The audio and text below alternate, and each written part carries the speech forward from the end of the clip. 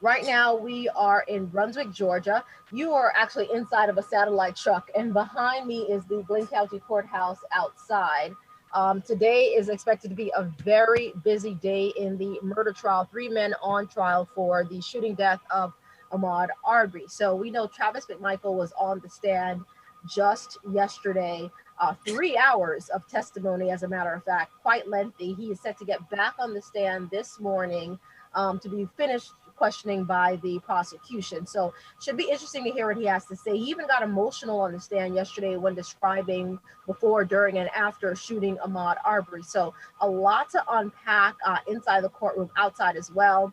Just to give you an idea of what's going on. So right now, as I mentioned, I am in Brunswick, Georgia. I'm inside of our satellite truck. It's raining outside right now. Every time I come here, it rains. I don't know. So what you are seeing is us. We're about to go live on our digital channel 25.2 to explain to folks what is going on. We normally do this every morning right at around 8:30 before court resumes, normally at 9 a.m. So I'm going to just flip the camera around so you can see what's going on. So that is Renata DiGregorio right there, First Coast News reporter who has been here for 5 weeks now. She's been here since the very beginning of this, letting folks know what is going on in detail. Renata, right now we're not as yet live on digital channel 25.2 or on our First Coast News page, but this is just my Facebook Live that we're talking on right now. Renata, tell folks where you are. Hopefully they can hear you okay. Yeah. Let me know if you can't hear me. I am right in front of the courthouse, and when I was walking up, there's a lot of people here. Of course, we're expecting a lot more people than even yesterday when there was a larger group of people than the whole week before. But if you can see, I know it looks a little overexposed. It looks like some people are gathering. We're about to have a prayer service here in a little bit, and gathering just in terms of what's gonna all happen today. Should I go over all the things we're expecting already? Sure, we can do that until we hear from Mindy. Yeah, go ahead, Renata, because folks, so if you are just now joining on Facebook, we are waiting to go live on our firstcoastnews.com, as well as digital channel 25.2 and channel 201 on Comcast. But right now, we're just giving you a preview of what's to come today. It's expected to be a very busy day inside and outside of the courtroom. So right now, we are in Glynn County. I am inside of a satellite truck across the street from the courthouse. Renata is in front of the courthouse. As she mentioned, there's a prayer vigil going on behind her right now.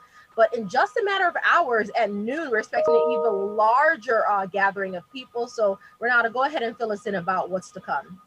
Yeah, okay. It's basically something almost, well, every couple hours at 9 a.m. There's going to be people assembling over here. And of course, we're already seeing that. It's pretty close to 9. But we've got a big group. When I walked up, I'm not sure who it was, but someone was talking very animated. So people are ready to be here. They are ready for this day.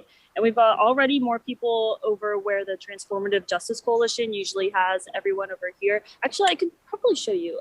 There's a banner that is put over there every day, and there are some other tents, which is good today because it might rain.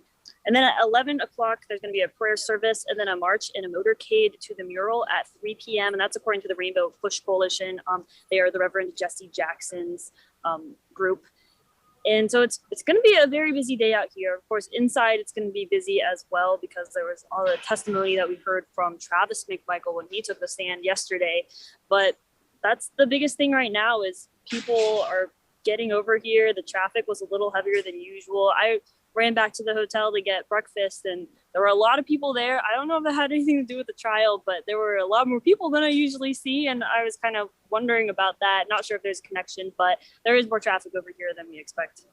All right, so I just got word from our web producer. We are right now on digital channel 25.2, so we want to welcome in that group of people right now. If you're watching on Comcast 201 or digital channel 25.2, we want to welcome you in right now. You are watching First Coast News' live online coverage of the murder trial. 3 men right now on trial for murder in the shooting death of Ahmaud Arbery. So right now we are going into day 2 of testimony of Travis McMichael. Now, just to fill you in, Travis McMichael is the man who actually pulled the trigger of that shotgun shooting and killing Ahmaud Arbery back in February of 2020. This happened in the Satilla Shores neighborhood of Brunswick, Georgia. We know an arrest was made in May, a few months afterwards. Now, this has sparked a lot of conversation across the nation, clearly, because we are expecting a lot of people from across the nation to converge there behind Renata in front of the courthouse this morning, well, this afternoon, a little bit later on today. A quick update, Renata, because things are changing quickly as expected. We saw a tweet from the Reverend Al Sharpton. So the time has changed. It's now at noon, not 11, that they're expecting that prayer service to happen. So we're going to continue to keep up with these things and update you on that. So at noon, we're expecting to see a large gathering of pastors, again, from across the nation. And we're not just talking about Black pastors. Initially, that was what was thought to be coming up, but we're talking about pastors of all races, all denominations, saying that they plan to be out there at noon today, a part of that prayer vigil. Then at 3 o'clock, which Renata mentioned, we're expecting to see a group of people, demonstrators, pastors, community members walk to the Satilla Shores neighborhood, to the area where Ahmaud Arbery again was shot and killed back in February of 2020. So it's going to be a very busy day outside of the courthouse, and we're here to cover all of this for you. I'm normally in Jacksonville. I'm doing these talkbacks, and right now I'm inside of our satellite truck in Brunswick, right across the street from the courthouse. And Renata, as she mentioned, is there right in front of the courthouse. There are some people gathering there right now, not as many as we're expecting later on today. They do have some barricades up as well. I saw them putting them up earlier this morning, Renata. So describe for us the scene behind you, if you can. Try not to turn around so we can actually hear you in the mic. Yeah, I was actually going to talk about the barricades as well, because those aren't usually up, but we're already seeing more people than we have so far this week. Yesterday, there were a lot more people than the day before that. So it's just been growing every single day. And I know with the Reverend Al Sharpton, who you were mentioning with the tweet and the time, he said in that tweet that they were expecting like 150 plus Black pastors. But of course, like you said, we've been seeing people from all different churches, different religions. Like yesterday, it was mostly just the people here in Brunswick who live here, go to church and the synagogue and everything here. And they were, of course, all races, and they came together, they sang, they prayed. That was actually the first time as well that the way it is every day, we have a circle, a semicircle of the cameras. There's a podium that has a lot of mics, just mic stands. And usually people will come up and they'll do their prayer service, and then someone will come speak at the mic. Yesterday, that didn't happen. It was the entire time was devoted to prayer and singing. And they went through 6 different churches in a temple, with each leader of that church or temple saying something to be led in the prayer. And speaking with them afterwards, you could tell that everyone was just really happy that the community came together. I know we've been talking about that a lot. It might seem cliche to say the community came together, but it's what happened. It's exactly what happened. It is very important when you talk to people. It's important to set the tone out there for this trial, because a lot of people were afraid. We saw what happened in other parts of the country when there are demonstrators in a case like this. It is a racially charged case, even though that's not being discussed as much inside of the courtroom. That race is an issue, definitely, in this case. And we've seen in other similar situations, things can get violent at times. So these pastors out there are out there praying. They'll tell you to set the tone for this. They want this to remain peaceful. And even today, when we're expecting hundreds of people to gather there behind you, Renata, again, they're aiming for this to remain peaceful. That's something that we all want. Let's be honest about that. I do want to talk about what's going on inside of the courtroom. Travis Mcmichael took the stand yesterday. That is something that we weren't expecting. We didn't know if it was going to happen or yay or nay if the defendants were going to be able to take the stand in their own defense. It did happen. We heard from Travis Mcmichael for 3 hours worth of testimony. Renata, give us a takeaway, the biggest takeaways from that testimony. Yeah, I think that the biggest thing that people are going to remember out of it was that Travis Mcmichael was very calm during it, but then he actually broke down at one point and started crying a bit while he was on the stand. And this is when he was talking about when he actually pulled the trigger to the shotgun that killed Ahmaud Arbery. So I think that will be the thing that people are talking about when he cried on the stand. But he also gave us some insight. He testified about what went through his mind at the time, which we've actually heard from Ahmaud Arbery's mother, Wanda Cooper Jones, a lot of times she'll come out here and say that she wants to hear from all three of the defendants because she wants to know what was going through their mind. So we did get a little bit of a glimpse of that yesterday. Travis Mcmichael said that the quote was, it freaked him out or freaked out that because he believes that he saw Ahmaud Arbery reaching for something that he thought would be a weapon to his waistband. And so he says he had his gun with him because through his Coast Guard training, he learned that if you sometimes show that you have a weapon, then the other person may back off. That's what he testified and said there. But we also, after that, heard from Wanda Cooper Jones because she came outside and she said that basically not quite thanking, but she said she was very appreciative of all the people who are always out here to support her. And she does want to hear from Greg Mcmichael and get that parent to parent, I believe she said mother to father idea of what he was thinking when he saw all this happening with her son. It's getting a little loud behind you, so I'm going to clarify things for folks. So we're talking about Wanda Cooper Jones. She is the mother of Ahmaud Arbery. As Renata mentioned, she comes out there pretty much every day to talk to the media, to demonstrators, to thank them for being there and being so supportive throughout this. Because for 5 weeks now, we've seen this trial go on. We're almost ending week 5 tomorrow. Every day we've seen demonstrators out there, rain or shine, and it has been cold at some days. I was out here the week before last, I believe, or last week, and it was pouring down rain. Still, you saw demonstrators out there under tents. So there are a lot of people that are there in support of the Arbery family. So Wanda has come out to tell them thank you for that.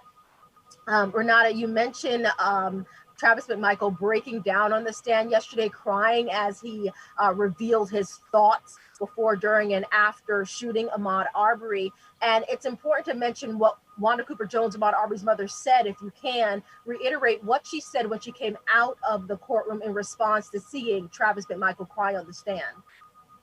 Yeah, she came outside and she just talked about how she was so appreciative of all of the people who've been coming out here to support her family. Of course, we're seeing even more of those people today. But this is something that every day she'll come out and talk about how hard this entire process is for her family. And we know in the courtroom, she comes out and she talks about her son. And then when Travis Mcmichael was on the stand, he said that he thought about his son right before he pulled the trigger that killed Wanda Cooper Jones's son. So we know in the courtroom, she's in the back. She said to have her head down, shaking her head the entire time. And then afterwards coming out and talking about how hard it is, but then thanking everyone who's coming to support her family for being here. Yeah, it's definitely a difficult time, not just for the Arbery family, but for this entire community. A lot of them are saying, though, they're appreciative of what they're seeing so far. Again, that even though there's so many people expected today, they are hopeful that this will remain peaceful. Now, let's get back to inside of the courtroom, Renata, because we want to take a quick look ahead. I'm just going to go over a quick timeline because everyone was wondering, will this actually wrap up? In fact, we heard the defense earlier this week say that they wanted to perhaps do closing after Thanksgiving. We know at this point that is not the case. So we just heard from the defense just yesterday saying that they believe, a little timeline so people know what's to come. They do believe this will be wrapped up before Thanksgiving. So they're expecting to end their witness testimony, which is 12 witnesses they're expecting to bring to the stand, end that by Friday, closing by Monday, again, wrapping this up hopefully by Thursday. Renata, your insight is so important because you have been here, as I said, since day one for 5 weeks. Some of us are coming and going, but you're here every day seeing what's happening. If you can, give us the biggest takeaways from yesterday. As we said, a huge deal that Travis Mcmichael, again on trial right now for murder, took the stand in his own defense. Yeah, the biggest takeaways from Travis Mcmichael there that people have been talking about is when he broke down on the stand, he started crying when he was talking about shooting and killing Ahmaud Arbery. And that, so far out here, people are still gathering. I kind of ran over here to talk with you, so I haven't talked with too many people yet about what's going on over here besides people who were up last night when this happened, because I know Kaylee talked about it in the 5 o'clock newscast last night, but he also explained a little bit about why he said he brought had the shotgun with him. And we don't know yet if we are going to hear from Greg Mcmichael, his father, or William Rodney Bryan. I know we heard a little bit from Bryan the other day, but we are going to get through more defense testimony today, so we could see who else is brought up. But we're going to start with Travis Mcmichael. I want you to hold on to that, clarifying why he had a shotgun in the first place. First, I want to welcome folks in because we're live on several different platforms here. If you're just now joining us, you're watching First Coast News' live online coverage of the murder trial here in Brunswick, Georgia. 3 men right now, they stand on trial accused of murder in the shooting death of Ahmaud Arbery. Ahmaud Arbery was a 25-year-old who was running through the Satilla Shores neighborhood of Brunswick, Georgia back in February of 2020. He was shot and killed by one of the defendants here, Travis Mcmichael. But again, there are several moving parts in here. So Gregory Mcmichael was also there. Gregory is Travis's father, who was not just on the scene, but he as well had a weapon on him. He's not the person who pulled the trigger, but still he's very much involved in this. And then the person who captured all of this on cell phone video is William Bryan. Now he comes into play. He's a defendant as well because he was there. And as we heard the prosecution say during their opening statements, during their questioning testimony from other witnesses, is that William Bryan used his vehicle as a weapon to block Arbery as they chased him through the Satilla Shores neighborhood. Again, this is the words of the prosecution. Right now, we are hearing from the defense. We're hearing their side of things. That is expected to wrap up by Friday, as we mentioned, closing arguments by Monday. A lot to unpack. Now, as Renata mentioned, today is going to be a very busy day.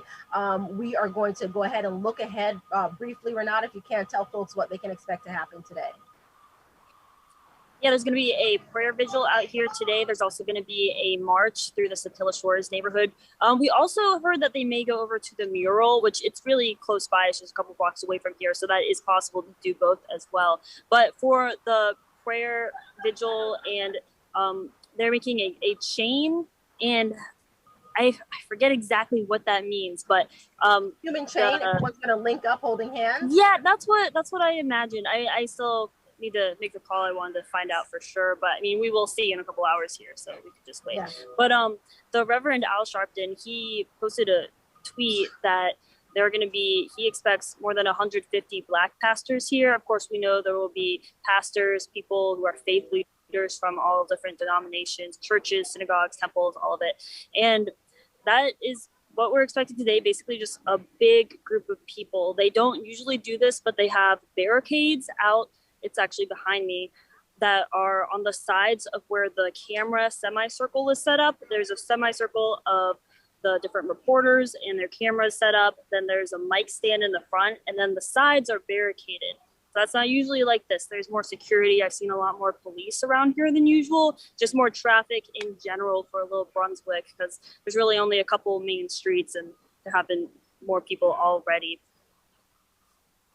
So right now it is 8:52. We're going to wrap this up at 9 o'clock in just a couple of minutes so that we can take you inside of the courtroom, because court is set to resume at 9 a.m. Now, Renata, I do want to go over something quickly for folks, because this is, we're waiting to find this out. So we know yesterday the defense wanted to, he asked the judge pretty much, he wanted to know if they could exclude certain evidence of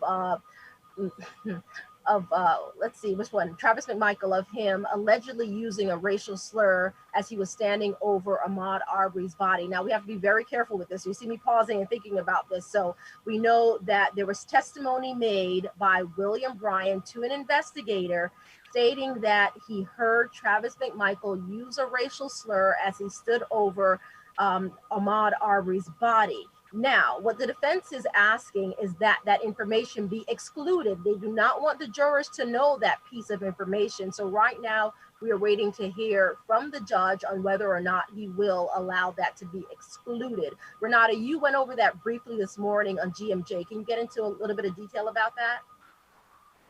Yeah, that is going to be a really big deal, whether or not they let that be included or excluded, because I remember I believe I was here when that piece of information came out, because there was a protest out here, and it was back at the height of all the Black Lives Matter protests. So there were a lot of people anyways, because also it had just happened and it was Brunswick. And so there are a lot of people here that cared about it. But when that came out in court, people in the courtyard, the front lawn of the courthouse, became very emotional. They got very upset, and so we'll be talking with people today. Year, correct, Renata? Yes, this was 2020. And that just gives folks insight into how long you've been covering this. So go ahead. Yeah, that was right when it first came out. I believe we heard that testimony came out of that William Roddy Bryan had said that had happened, and yeah, people became extremely upset, and so we'll be speaking with people out here about their expectations of what they think will happen either way, and then of course when we find out what happens, just how they're feeling, especially how Ahmaud Arbery's parents are feeling. We know that this is something that people are especially paying really close attention to. Definitely so. So again, I am in the satellite truck right now as you guys watch this online. That's Richard behind me, one of our photographers. He actually runs this truck. So Richard was just across the street near where Renata was at the courthouse. Just to give you guys a little insight about what's going on. A lot of moving parts here. So in just about 6 minutes, we're going to turn things over to inside of the courthouse. I'm going to continue to go live, not on Facebook. I'll switch over to my Instagram page at Keep the Smiles, and I'll go over to meet you, Renata, where you are in front of the courthouse, so we could chit chat a little bit more. But again, we're going to turn this over in just about 5 minutes or so.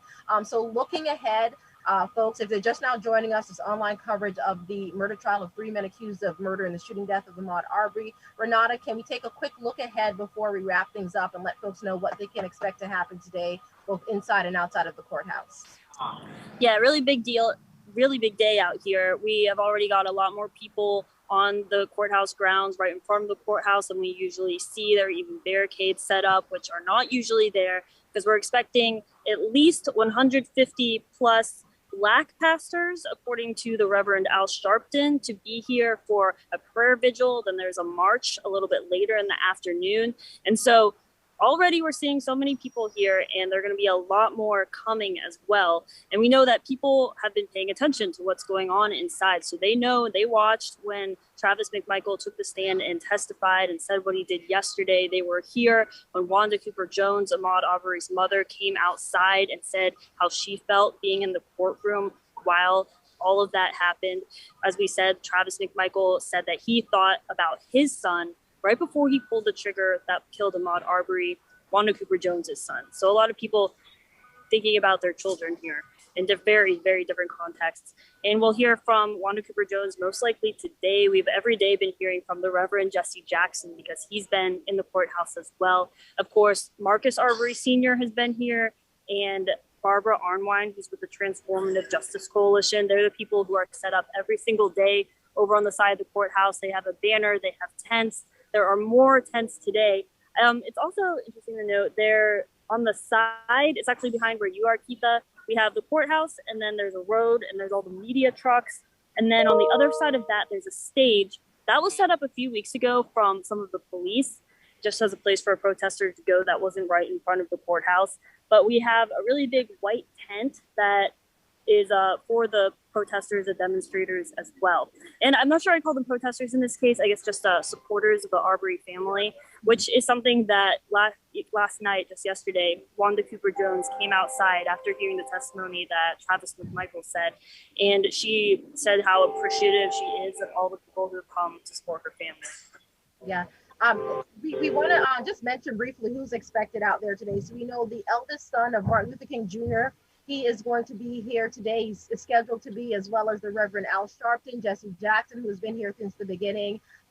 Several well-known attorneys, including Benjamin Crump, a well-known civil rights attorney. So there's a lot of big names, from across the nation, well-known people who are known to fight for civil rights, who will be here today. They're scheduled to be here, again, in front of the courthouse, right behind Renata, as court resumes. And we are just about 2 minutes out. So Renata, I'm going to thank you for joining us here.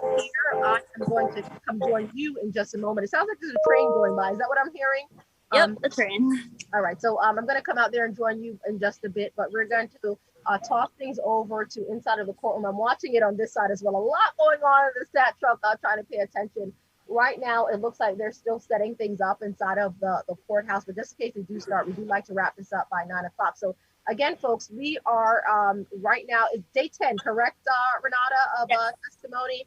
I'm following your Twitter as well. You want to follow? Give me your Twitter handle really quickly because you're giving a lot of details online. Oh yeah, we are tweeting so much. It's Renata FC News, so RENATA FC News. Okay, so you want to follow her and at Kelly Tracy as well on Twitter because they're giving you a lot of play-by-play details on what's going on both inside and outside of the courthouse. And again, today's expected to be a very busy day. We're going to be here throughout duration, both on air and online, keeping you updated on all of it. So first up, we are expecting the judge again to rule on a motion. Something that the defense is asking. They are asking that some information about Travis McMichael allegedly standing over Ahmaud Arbery's body and using a racial slur. They want that to not be included in the evidence that's presented to the jurors, as well as what may be found on his social media page. Any type of racial slurs used on his social media page, they do not want that included in the testimony either. They want this to be excluded from what the jurors are able to find out. So we're going to find out whether or not the judge rules on that, say yes or no, as well as we know Travis McMichael is set to take the stand again as the prosecution wraps up their questioning with him. And then outside of the courthouse, again, behind Renata, we're expecting hundreds of pastors and demonstrators from all across the country to participate here to Brunswick, Georgia, in front of the Glenn County Courthouse in just a bit. So my time is running out here, but again, thank you guys so much for joining us. You're watching First Coast News' online coverage of the trial of 3 men accused of murder in the shooting death of Ahmaud Arbery. Stay with us both on air and online for the very latest details. Renata, thank you again. We're going to go ahead and send things over to inside of the courthouse now.